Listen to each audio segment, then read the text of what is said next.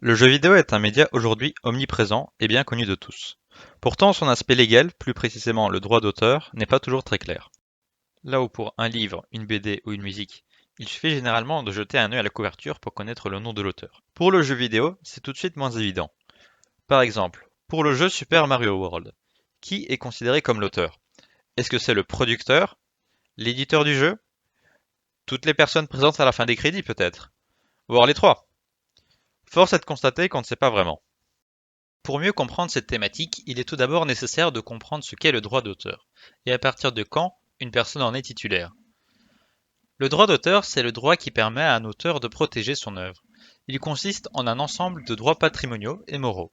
Les droits patrimoniaux portent sur l'aspect économique de l'œuvre, comme le droit de distribution, de commercialisation ou de communication en public. Alors que les droits moraux sont la possibilité d'être reconnu créateur de l'œuvre, mais aussi d'avoir le droit à l'intégrité de celle-ci, ou encore de décider du moment où elle est terminée. Bien qu'il soit possible de céder ces droits patrimoniaux, les droits moraux, eux, ne sont jamais cessibles. Mais pour pouvoir utiliser ces notions, il est nécessaire d'aborder un dernier concept qui nous échappe. Je parle bien de l'œuvre. L'œuvre est une création de l'esprit qui est protégeable par le droit d'auteur pour autant qu'elle possède un certain degré de réalisation et qu'elle soit originale. Ce critère ne signifie pas forcément que l'œuvre doit être révolutionnaire ou particulièrement innovante, mais simplement que la création soit inédite et ait la touche personnelle de l'auteur.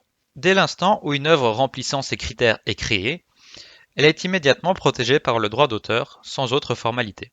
Mais alors, le jeu vidéo est une œuvre, et l'éditeur en est l'auteur. Eh bien non, car en Belgique, une personne morale ne peut pas être auteur. Elle ne peut que se limiter à gérer les droits patrimoniaux des créateurs d'œuvres. Nous savons maintenant que l'éditeur est exclu. Mais alors, parmi toutes les personnes qui collaborent à la création d'un jeu, qui est l'auteur? Eh bien en fait, il n'y a pas un seul auteur, mais plusieurs co-auteurs. Le jeu vidéo est considéré par la doctrine comme une œuvre complexe. En d'autres termes, cela signifie que c'est une association de médias. Zelda, par exemple, c'est donc une addition d'œuvres musicales, visuelles, techniques, plutôt qu'un bloc jeu vidéo. Par conséquent, il faut donc appliquer la législation adéquate pour chaque création. Le jeu vidéo se distingue en deux grandes parties, la couche technique et la couche artistique. Pour chaque partie, une législation différente va s'appliquer. La couche technique, c'est la couche sur laquelle vont venir se greffer tous les éléments artistiques. Elle est composée du code informatique et des différents logiciels. Un programme est tout à fait protégeable par le droit d'auteur, et logiquement, le codeur en sera l'auteur. Cette protection a toutefois deux spécificités. Premièrement, si un logiciel est créé dans le cadre d'un contrat de travail, l'employeur sera automatiquement titulaire des droits patrimoniaux. Dans une entreprise de jeux vidéo, si bien entendu il n'y a pas de clause contraire, la société pourra donc directement exploiter l'œuvre. Et deuxièmement, l'auteur ne peut pas limiter la revente d'un logiciel pour des raisons économiques. C'est-à-dire que si j'achète un logiciel comme PowerPoint, l'auteur recevra une rémunération. Mais une fois celle-ci payée, ma copie peut être revendue un nombre illimité de fois, sans devoir payer quoi que ce soit supplémentaire à l'auteur. Il est donc faisable de revendre un logiciel malgré qu'il soit dématérialisé. Il est maintenant possible que vous posiez la question suivante. Est-ce que le jeu vidéo est un logiciel? Dans l'affirmative, on pourrait en effet se limiter au régime des logiciels, et dans ce cas-là, la vidéo s'arrêterait ici. La question est bien légitime. C'est vrai qu'en objectivant les choses, World et Super Mario sont tous les deux des programmes interactifs habillés d'une couche artistique. D'un côté, il y a les polices, les bruitages, le design, et de l'autre, les personnages, les musiques, les animations. Et bien même s'ils se ressemblent fortement, leurs utilisations sont drastiquement différentes. Un logiciel est utilisé régulièrement et devient rapidement obsolète, alors que beaucoup de jeux vidéo sont des expériences indémodables qui ne se vivent qu'une seule fois. Un logiciel tel que Word est toujours utile, et les nombreuses mises à jour sont indispensables.